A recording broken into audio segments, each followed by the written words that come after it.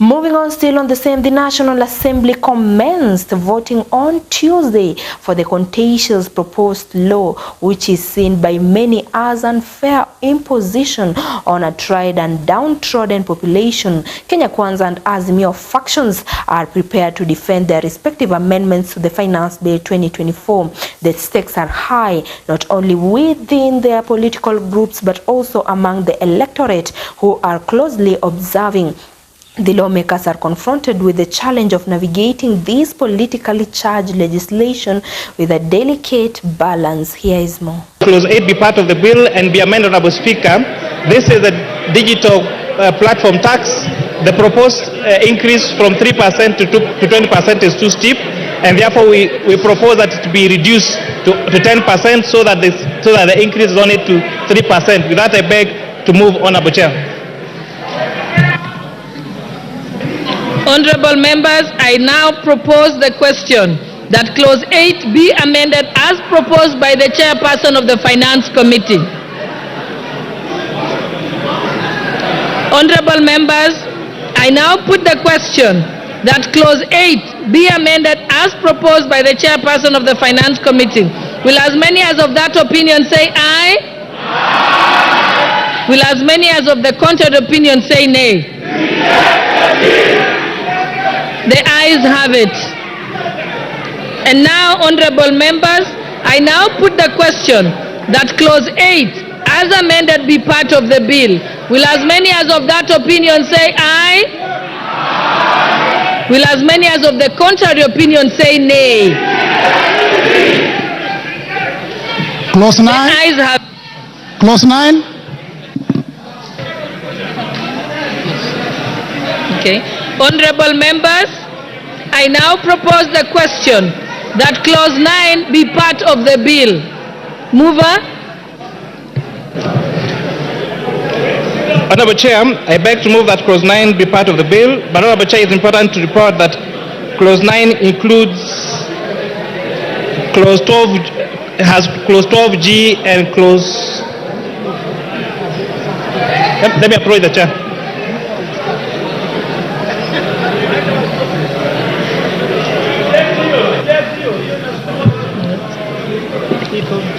Honorable members, I propose the question.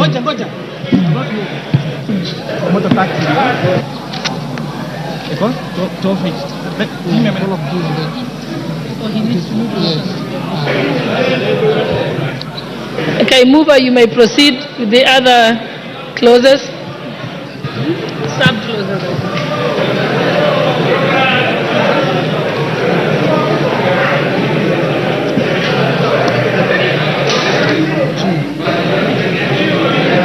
Honorable Chair, I beg to move that Clause 9 be amended as per the order paper. So, Honorable Chair, Clause 12G is just a cleanup to provide for covered persons, but most importantly, Clause 12H is the one that was providing for 2.5% motor vehicle tax. So the Committee of Finance and National Planning proposed the deletion of this particular clause. We said it lies in the wrong act. You cannot amend the Income Tax Act to introduce a motor vehicle tax. And secondly, it's going to be non-progressive because the 2.5% and with a threshold of 100,000 would mean that those people who have a motor vehicle of more than 4 million shillings would pay less in terms of percentage points, less than that 2.5%. And most importantly also, Honorable Chair, that this would have very diverse effects on our insurance sector, because most Kenyans, in fact, take third-party insurance, and therefore imposing an additional tax on that motor vehicle would be retrogressive and in fact, even most importantly, crippling the insurance sector. And therefore, in addition, Honorable Speaker, for commercial vehicles already pay an advance tax before they import that car, and therefore that would amount to double taxation.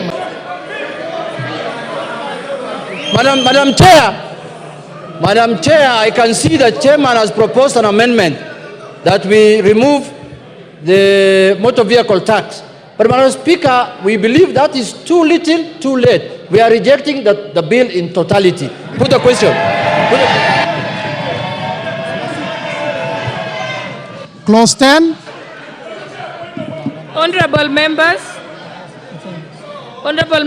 I propose the question that clause 10 be part of the bill.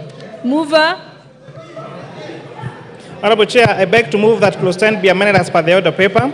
Honorable Chair, this is where we are increasing the amount of money that employees will be able to claim against their payee for post-medical insurance scheme. And this is a big win for salaried people who want to save for their post-retirement medical scheme. And we are proposing to increase, Honorable Chair, from the limit of 10,000 shillings to 15,000 shillings. Honorable Chair, we have seen how when people retire, they get to rely on their children for their medical insurance, Honorable Speaker.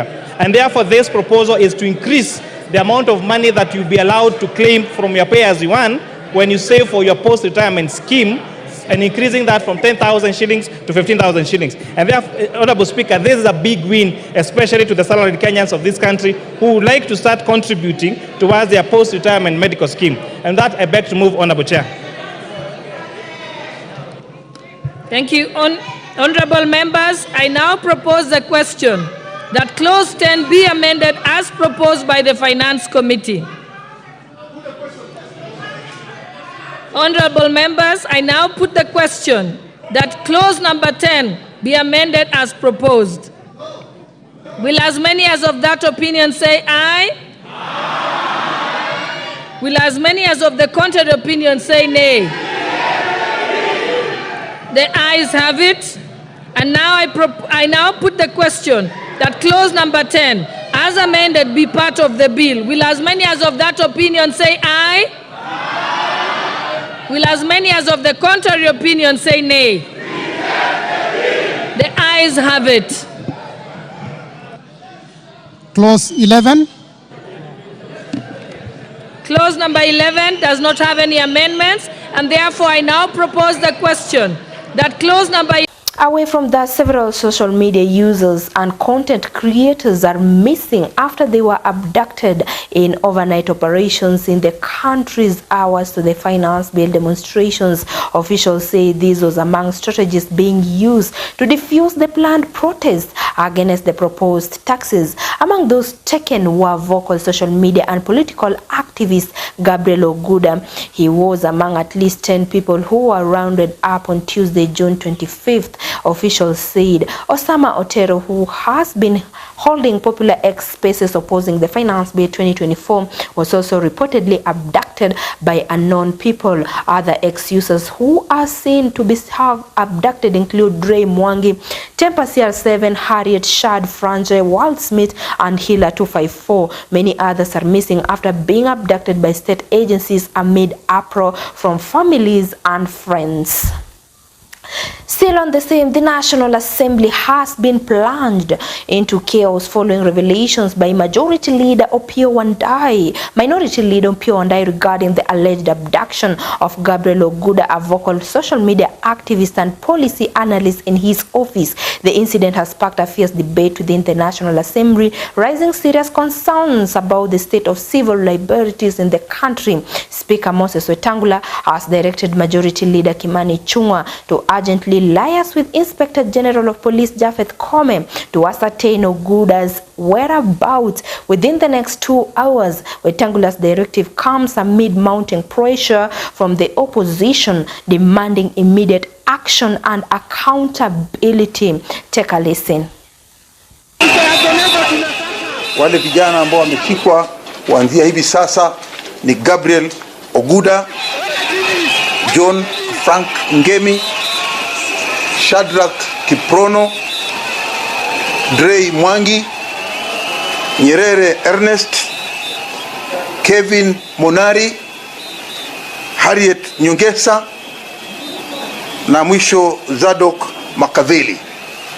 Hawa ni vijana ambao walikuwa wanafanya maandamano na walikuwa wanaongea kupinga huu mswada wa fedha. Lakini baadaye tumeona kwamba walishikwa na mchezo huu ambao wanaufanya kushika viongozi na kuwaweka ndani na baadaye kuwatoa, ama baadaye bado wamewashikilia mpaka sasa. Tunasema ya kwamba waweze kuachiliwa mara moja. La mwisho mimi nikiweza kuongea ni kwamba tunasema hii bill ama huu mswada wa fedha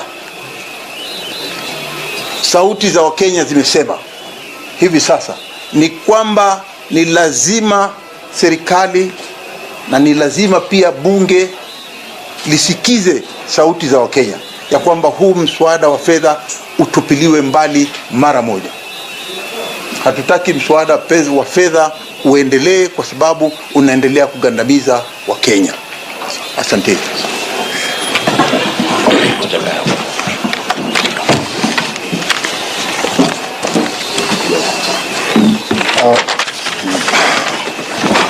Thank you very much. I have 5 things to say, both as the Senate of Nairobi, which is the epicenter of the demonstrations that we are seeing against this regime, and also as an elected member of this House.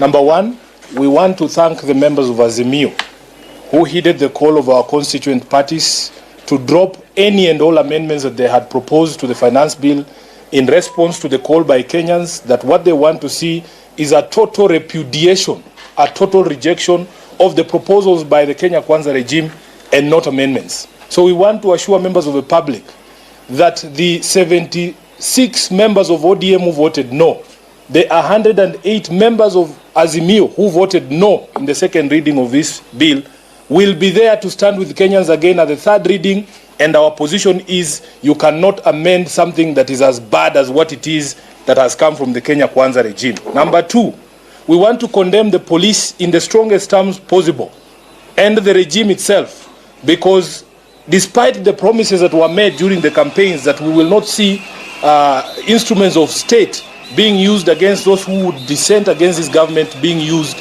we have seen goons raiding homes of innocent young people at 2 a.m., very ungodly hours. The ungodly president is raiding people's homes at ungodly hours. At 2 a.m. they picked up Gabriel Oguda from his house here in Nairobi, and the others that the leader has read out their names, including Kina Osama, were picked up from their houses, not from the streets. And we want to say that you must release Gabriel Oguda unconditionally and immediately, and all the others who have been arrested or actually kidnapped by the police and some ghouls working at the behest of William Ruto.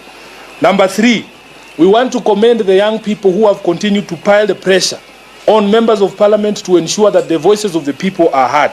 I want to say this again. Be afraid not. You have nothing to fear. This is your country, and you will take this movement to its logical conclusion. We are here on standby. If there is any need or requirement or help you need from us, let us know, and we will do it. I want to speak to the Kenya police, my brothers and sisters in uniform. Those young children on the streets are not your enemies. The enemy is the one shipping you to Haiti. Despite the position of the people of Kenya that we do not support the deployment of police to Haiti, he is shipping off our police officers. And to add insult to injury, he's only paying them 1/5 of what they were supposed to be paid on that particular mission. We are being told our police officers have been paid only 20,000 shillings to go to Haiti. Yet William Ruto was given $100 million by the US government for this particular mission. He is eating 80% of that money and sending you off to face those people in Haiti. And it is against the wishes of the people of Kenya. So I want our police officers to know that the public is not your enemy. We are fighting on the same side. Even here in Parliament, members of the police officers who work here were supposed to be added money, 20,000 shillings in addition to the allowances they receive here. Their boss came here and told them that they told the leadership of Parliament that if police officers working here are added money to their salaries, ati wataharibu kazi. And yet these people are working for the Republic of Kenya. The bosses in the police force plus Ruto are the enemy, not the young people in the streets there. So please, stop brutalizing these young people. We are on the same side. In fact, the police should be joining these young people to say Ruto must go. Number 3, the country is bigger than William Ruto. What you are seeing out there is a total repudiation of William Ruto and what he stands for. The entire country has risen up to say Ruto must go. We want the president, because he has failed at this particular moment in time, even withdrawal of that bill will not be enough. William Ruto, resign as president of the Republic of Kenya, because you have failed Kenyans. From your own home in Sugoi, all the way up the mountain, down the lake, across the coast, Kenyans are saying you go because you have failed as a president of the Republic of Kenya. Lastly, we will protect the freedoms that were hard fought for in this country. We are hearing plans of them trying to shut down live broadcasting of these proceedings, including the proceedings out in the streets. We are being told there are plans to shut down the internet. We want them to know, whether in the light or in the darkness, all these evil people will fall. Whether they shut down media or not, all these people will fall, because the people of Kenya have said, this is enough. Enough is enough. William Ruto, you must resign as the President of the Republic. You have failed the people of Kenya. I thank you.